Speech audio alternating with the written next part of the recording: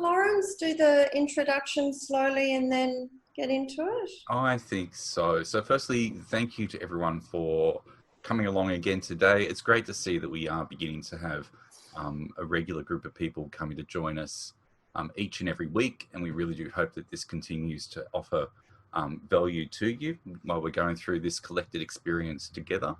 A little bit of a couple of things first. I know I mentioned at the end of last week, but just worth highlighting that we have set up a Facebook group specifically for this these virtual meetups.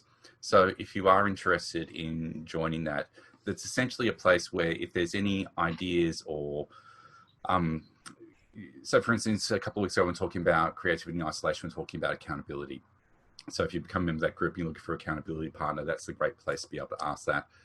When we're talking about elevated pitches, people are asking about the opportunity to practice that. That's a great place to be able to do that there. It's really meant to be about exploring creativity together and creating that tribe that's stemming from these groups. So if you haven't joined yet and you are on Facebook, go and find the Creative Recruiters virtual meetup page and join. It'd be great to see you there. Today, though, we have the wonderful Jane Christensen joining us. I've known Jane now for many years. Oh, yes. And over the past couple of weeks, particularly with these meetup groups, she has provided so much insight and discussion over the past couple of weeks. And she mentioned something last week about branding, and we seized that opportunity to be able to explore that a little bit further with her and to see about if she'd be open to presenting today to talk a little bit more about that personal brand and developing it across a style guide. And she has very kindly said yes. So what I'll do is I'll hand it over to Jane, and I'll steer the presentation for you there, Jane, as well. Brilliant. I just realised I need to make Vanessa. And I'll put any questions in the chat box. I'll be looking at that today, so send them through. Yep. And I'll put up my hand if people have got questions that are coming up. Yeah. Wonderful. So, Jane, I shall hand it across to you. Great. Lovely. I'm going to start at the absolute basic level because some of you will know all of this and some of you won't. So what is a personal brand? Like any brand, it is how you look, how you feel, and how you sound to others. So pretty much what we do for clients, but a lot of the time we don't think about how this applies to ourselves. So I'll just pause if anyone's got any quick questions on that.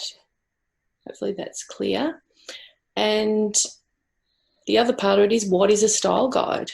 And most of us creatives know what this is, but in case you work in a different space, it's a documented set of guidelines that articulates who you are, what is your USP or your particular specialisation, and then what are the elements that best represent this. So this is the graphic devices, the choice of font, the colours you use, the tone of voice you use when you're writing.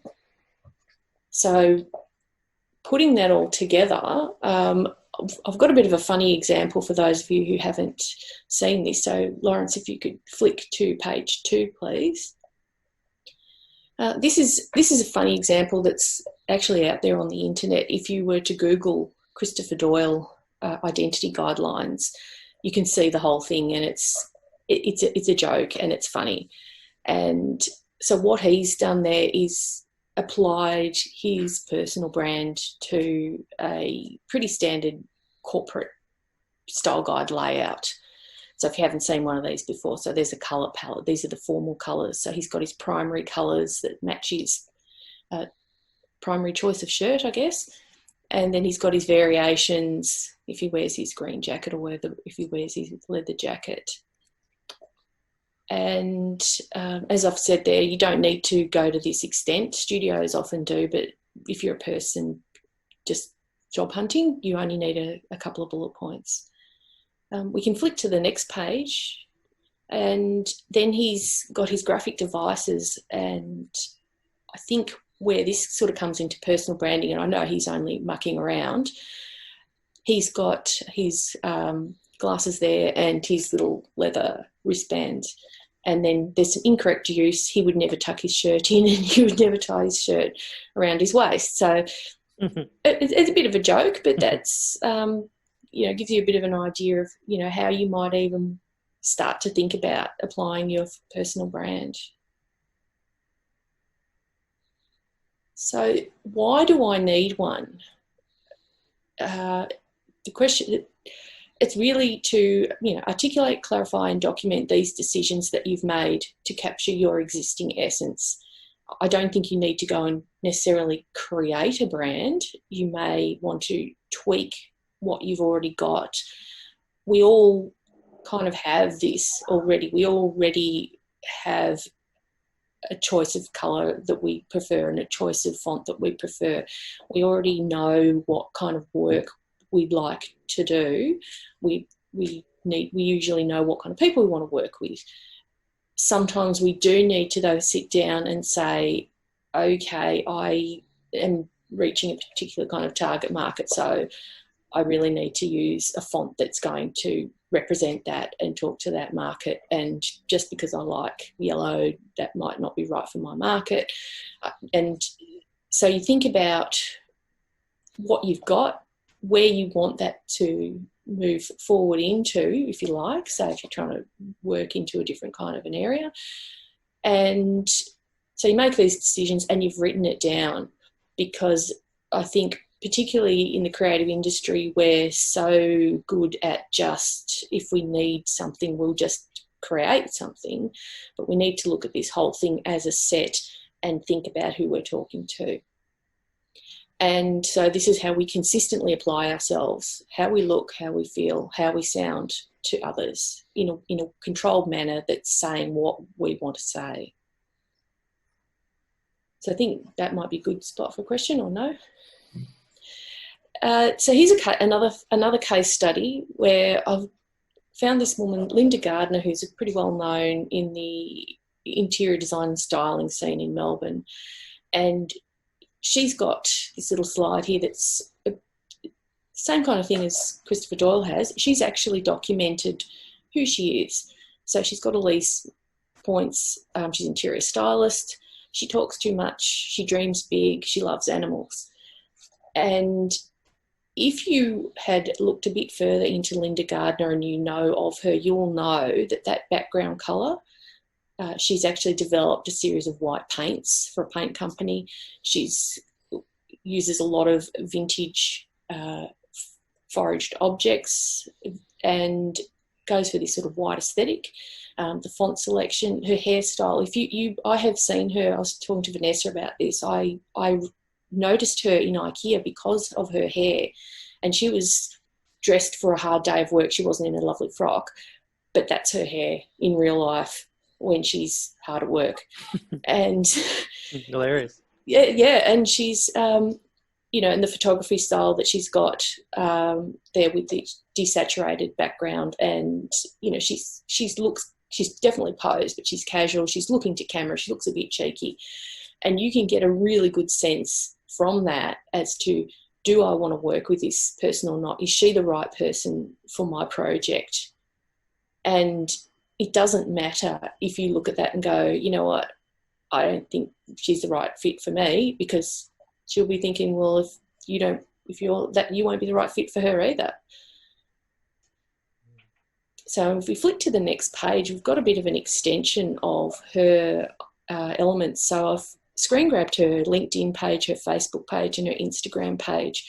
And you looking at these together on a page, Instagram in particular shows a bit more of her design aesthetic and the colour palette she uses.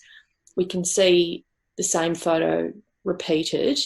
There's not much you can do design-wise or on LinkedIn or on Facebook, but she's used those elements, and there's a consistency. She also has we were talking about this yesterday, she also has a black and white dog. Yes. Yes. She even got a dog to match the style guide. I love it. It's gorgeous. If you follow her Instagram, there's a lot on her dog, and she loves her dog, and I feel like I know her dog. It's but a brilliant example if you wanted to look up a case study of how something works really well. And I know she's built her businesses through her Instagram account by doing this.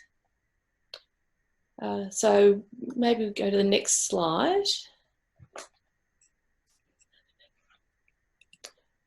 Now, so how does it work? How does your personal branding style guide work for you? What it does is it guides your design aesthetic, and I've written some notes there. I'm assuming that most creative people know what that means, but this is how you apply it to your resume, to your website, to your business card. Your photography style, do you choose black and white or colour? Do you want to use a filter? This is for your headshot, for your folio examples, for any videos.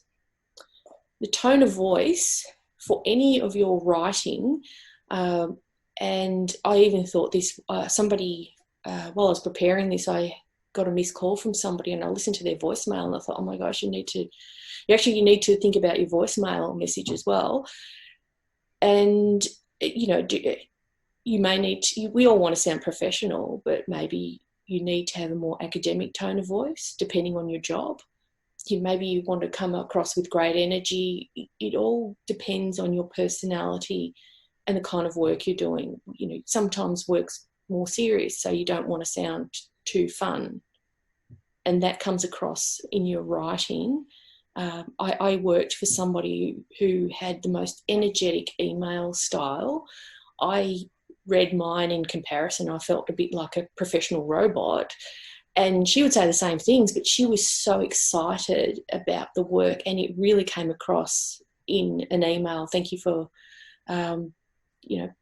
giving the job to us. We're so excited to get started. And you really got a sense of how this lady operated.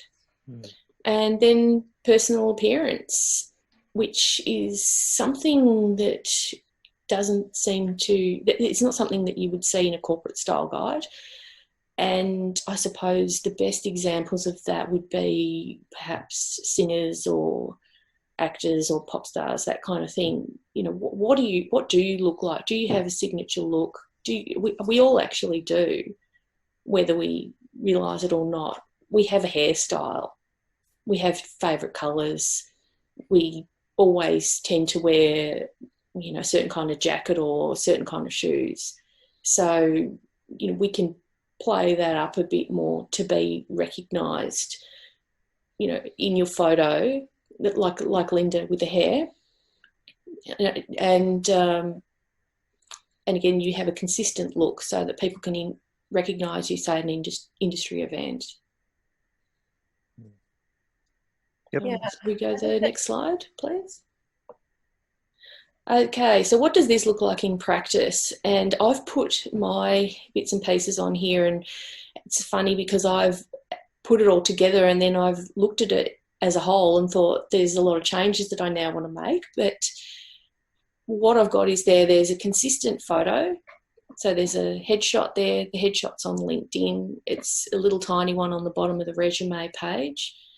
The elevator pitch is on LinkedIn, and I've circled it out on the resume because I start the resume with the elevator pitch, and it does vary slightly depending on the particular kind of project that I'm applying for.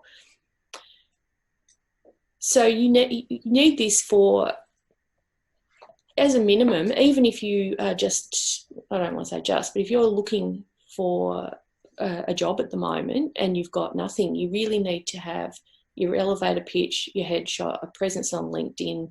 You have to have your resume, and you have to consider the way it's designed and the writing. How do you present your folio examples and potentially your website?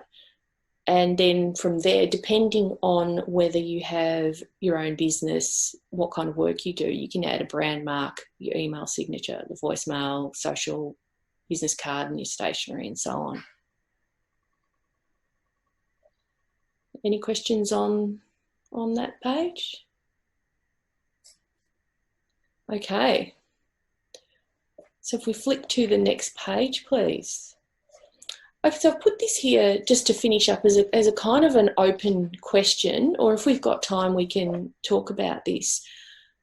What kind of image best represents your personal brand? And so I've gathered up some photos of some people, some famous people and some not famous people. And these are all, I mean, some of these may be a couple of years old, but these are actual photos of real people, and, you know, all completely different looks. So we've got Steve Jobs there looking with a look that he developed towards the end of his career. He's got his hair, his glasses, his trademark polo neck. There's Brooke Home, who's a photographer, who is pictured with one of her artworks. There's a Melbourne designer there who wanted that kind of a background to sort of show that really shows a lot about what kind of work this man does. Louise Olsen with her colourful clothing, colourful lipstick and colourful artwork in the background that's either she or her husband has produced. There's a guy down there I've got off the internet. I don't know who he is. It was just an example from a place that does portrait photography, and that was just a nice shot that I thought actually said a lot about that guy. The lady with the fringe, Megan Morton, apparently she has a fringe because she's got a scar that she's hiding, and that's become a bit of a trademark for her. And a couple more at the end. The lady at the end, I've got to say, that photo, I was talking to Vanessa about this particular photo. She is a writer who writes in the space for Black and minority ethnic writers, and she's got those great earrings. And this photo was taken around the time when she won a literary award, and she was in a couple of newspaper articles. I noticed her in The Guardian, and that photo was used. I noticed it because I know a friend of a friend of a friend of hers.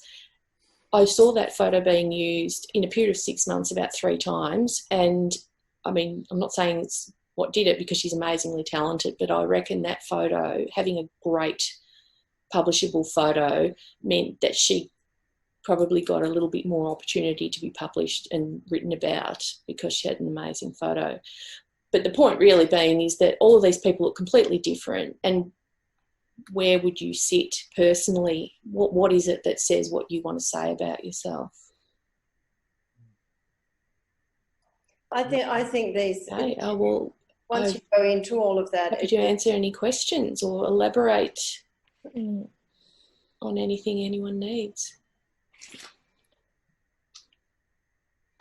What were you going to say, Vanessa? We were talking about how important headshots were yesterday, and you know, a lot that we see on LinkedIn are happy snaps, which we've talked about before, aren't quite right. But to get the, you know, if you don't know a photographer, another great way to do it is to ask on Facebook or any social media, or if friends of friends or students of friends are upcoming photographers and would do a few shots maybe for a barter deal, or they could add it to their portfolio. It doesn't have to be super expensive and expensive to go and get a photo actually done. Yeah, I agree. Creatives can swap around with each other, and Vanessa and I both spoke about there's a number of places in Melbourne that are pretty affordable. Yeah, yeah. BA, you had a question? Or you had your hand? That was wonderful. Thank you so much, Jane. You know, as recruiters, we've got endless examples of where designers have missed out on opportunities to meet with our clients because of how they've presented their resume or their folio. And obviously part of our job is to consult around that and to encourage these people to go back and redo it. But I think what you've given us here is a really clear guideline on just how creative both, you know, the resume in particular and the folio can be. And it's often that it is often the difference between whether you get an interview with the company or not. Yeah, absolutely. Because I think sometimes people are so close in their talents and abilities that a recruiter or a person offering a job is really stuck for how to pick between two people. The key to remember is that when you are developing your resume or your folio, you are now the product that you are trying to sell. And I think that's the point you're trying to make here, is that you're very good at, you know, creating something and then putting out all the marketing collateral. But right now you are that product. And I think the way that you framed it, I hope to see a lot more, particularly from the people here today, creativity around how they're presenting themselves. I think also, and excuse that, unfortunately, Stonington Council have just decided that right now should be the time they're going to hedge clip next door. But it's an interesting question you got here about what kind of image best represents your personal brand, because I know that some days I feel fun and some days I feel serious and some days I feel, you know, all different things. And looking at that, it reminds me of, you know, on Facebook how they have those memes with the 6 images of, you know, what I think I do, what my friends think I do, what my partner thinks I do, what I really do. It almost has that kind of feel to it as well. And I think that's where the penny dropped for me about the value of having a personal style guide, because it means that I'm consistently putting out there that version of me that I want professionally, as opposed to what I might be feeling in that moment as I'm creating. Yeah, I was going to add, absolutely, and even first impressions are really, really important still. And you know, I've hired a few designers and interviewed many over the years, and it still amazes me that you know, a potential designer will come in and will still look like they've come off the beach. You know, they'll pretty much look like, or they've just come from the gym, and it really does carry a lot of weight, especially when you have never met that person before, especially if you're a potential candidate for even just a freelance role. And that still surprises me even now, that, you know, if I've interviewed designers and they literally look like they've come off the beach, and that's, and not bought their folio. And so what are you going to do? Look at, you know, your tennis shoes, your thongs that you're in, you know, it's really funny. And so that was one point I was going to make, and that should carry through. Obviously, like Jane's, well done, Jane, by the way. Thank you. You can tell me the truth later, Christian. Okay, I'll ring you after. Yeah, no, but that brand should be carried through in obviously all your socials, or your headshot on your vitae, etc., like Jane said. I think it's really, really important. I mean, I've been lucky to work in quite a few studios, and one that I was working at earlier this year, maybe they've gone too far, but their brand was so strong in terms of personal presence and how they shot themselves, how the wardrobe, they heavily, they had a very clear wardrobe that you must wear. And I won't mention the studio to protect them, but yeah, they had such a tight look. And that was carried right through everything they posted. All of their stories on Instagram was always shot in black and white.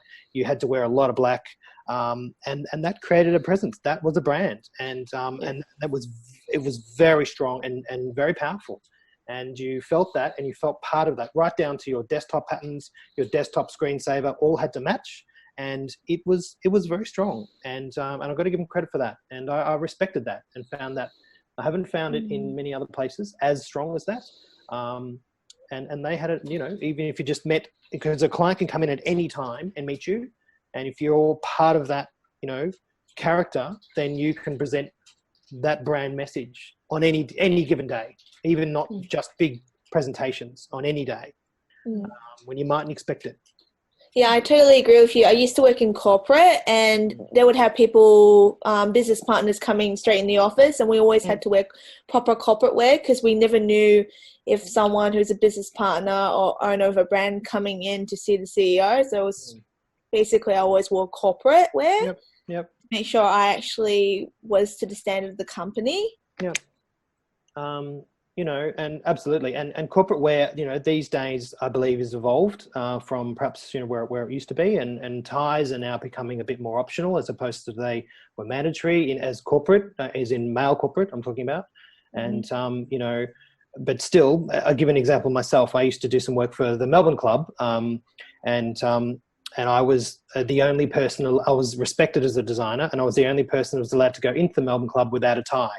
Had to wear a jacket, so I still wasn't going to look like I came off the beach, but I still had to have a certain level of corporate sophistication that they expected. Otherwise, I wasn't going to be allowed in the front door, and that's a fact. They wouldn't have let me in. Yeah. So I was allowed to not wear a tie, and I felt that was my little nod to being a designer going in there. But other than that, you still had to be corporate, you know, respectful for the environment you're going in for.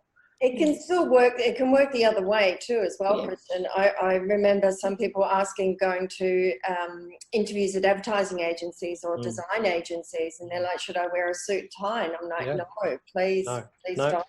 You know, I agree. Yep, I completely agree. You can be off-putting because then that, as a creative, can perceive that you're stuffy and you're not, you know, going to be creative enough and groovy enough. And it goes back to, you know, what Jane has said. Who is your target market? Who are you communicating with? What is their brand? It's so important to get it right. I was going to say, you may even have more than one look. Obviously, it depends on what you're doing. We've all had those jobs where you're in a corporate job and you have to be a bit more corporate than maybe you normally would be. So for that period of time, you corporate it up a bit. You go to another job and maybe you can chill it down a bit. And if you've got, a lot of people got a side business, and so what you look like for that side business could be quite different.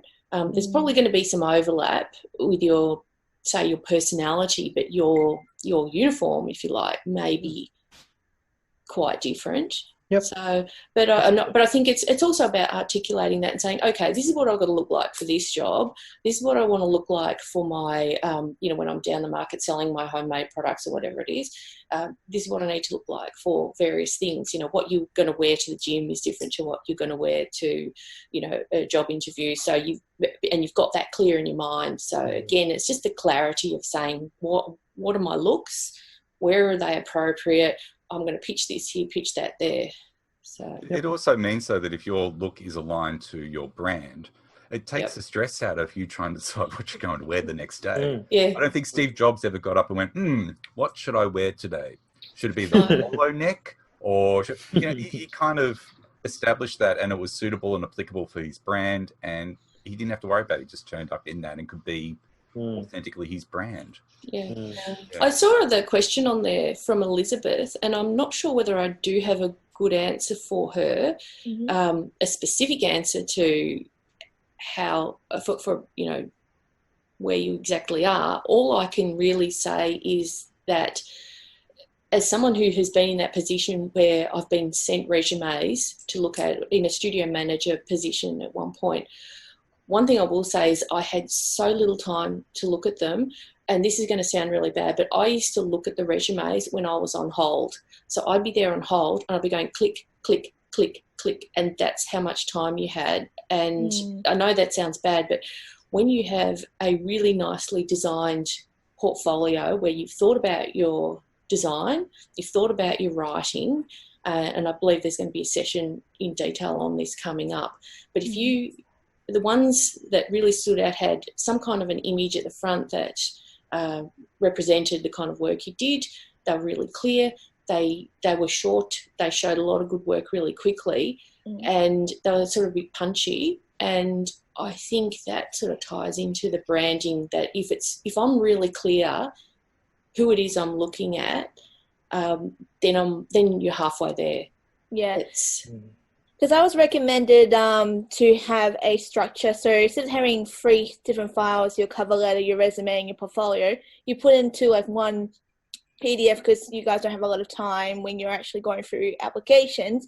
It makes it easier for you to just download the one file. The resume is the second thing, but you have your introduction image that shows your style, and then your cover letter afterwards, and then your whole portfolio that's relevant to that particular job that may be more successful, as opposed to doing 3 different PDFs with Yeah, I do that. I have a cover page. I insert a cover letter depending. Then I have a resume only page because that's sort of a different thing that you're looking at. And then I have the case studies and the folio pieces.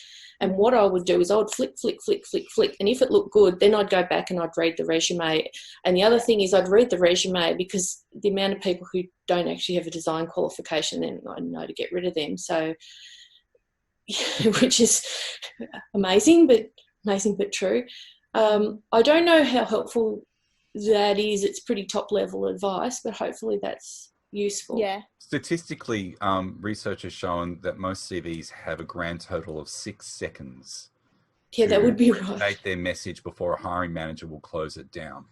So I think, taking what we've discussed today about the brand and making sure that your CV is laid out and screams what your brand is very much about grabbing that attention as well and making sure that they stay in for longer than at 6 seconds. Of course, there's other aspects like layout and design and all that sort of thing as well. It's not just one thing.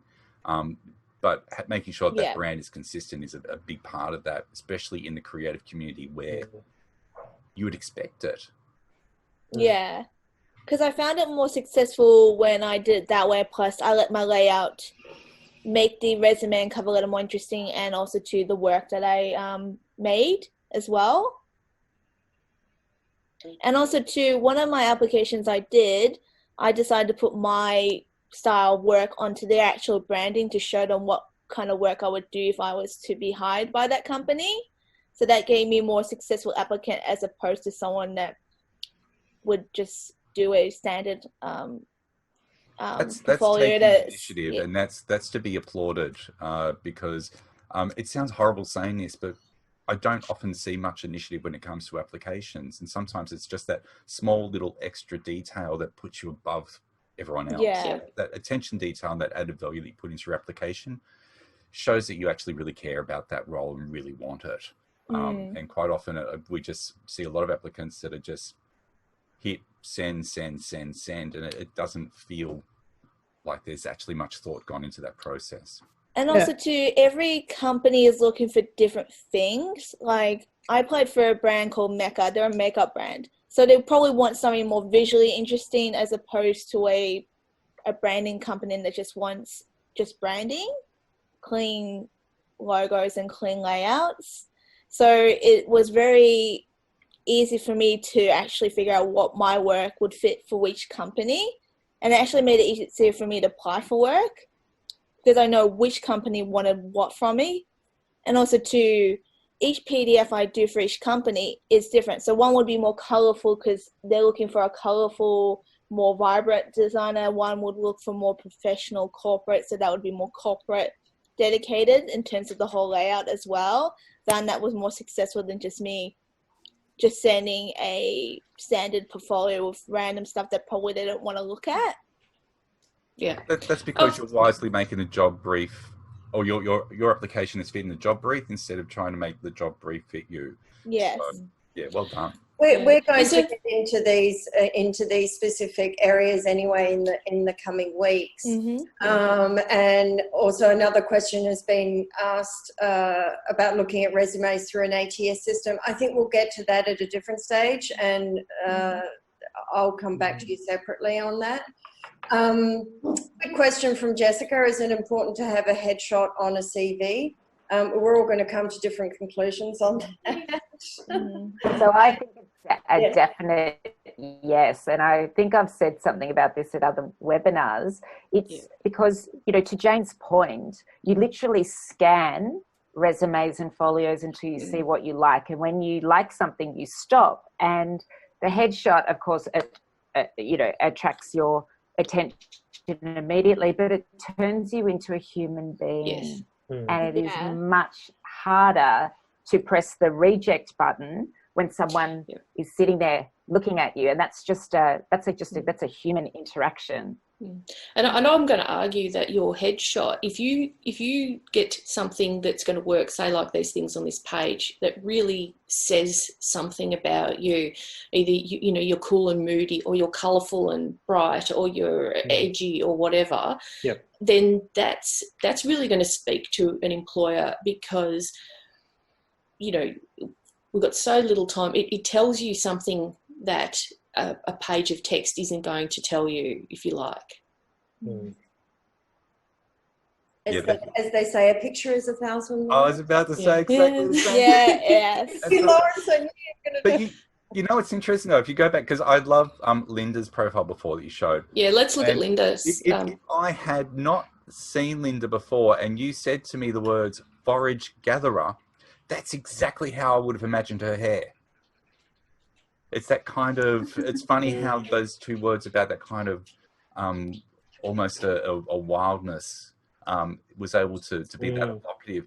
I also love the fact that she manages to inject what I refer to as a professionally playful attitude into it, with that, talks too much and loves a bit of gossip and dreams big. These are all things that give a real slice of what her personality is like in person, along with the cheeky smile there. And if you go back to the first style guide page, Lawrence, it was funny. As soon as I saw that, I said to myself, oh my God, I do have certain colors that I wear. There's 3 or 4 palettes of colors, and I do wear scarves in winter, and I do wear necklaces in summer. If you look at all my videos, I will either have a scarf in winter or a necklace in summer when I'm doing my videos. So I didn't even realize that I had a personal brand style guide, and probably many of you thought that too when this first came up as well. Yeah, I almost think as an exercise we should all do a Linda and get a photo of ourselves, even one we've taken of ourselves, and do that brainstorm and say, who am I? What kind of work do I like the best? What are my personality traits? Because I think part of the problem, I think, as a younger designer, is you really just have to take jobs and get the jobs you can get to get your foot in the door, and then get yourself into the jobs you want.